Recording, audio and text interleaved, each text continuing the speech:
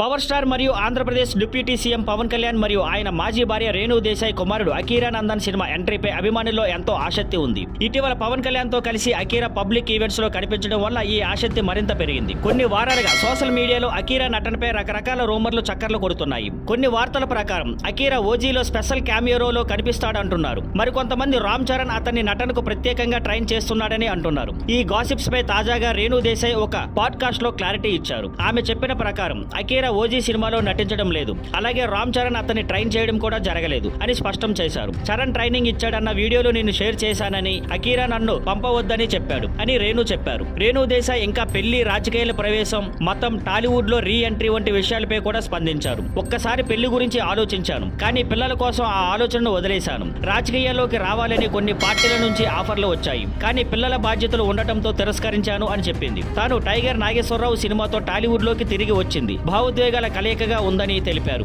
Director action అనగానే నేను ఏడుస్తున్నానని తెలిసి అకీరాను తీసుకెళ్లాను. అతను నాకు మోరల్ సపోర్ట్ అని అన్నారు. రేణు దేశాయ్ తన ఎన్జిఓ ద్వారా మనుషులు మరియు జంతువులకు సహాయం చేయడంలో ఆనందం పొందుతున్నానని కూడా అన్నారు. Thank you for watching. Please like, share and subscribe.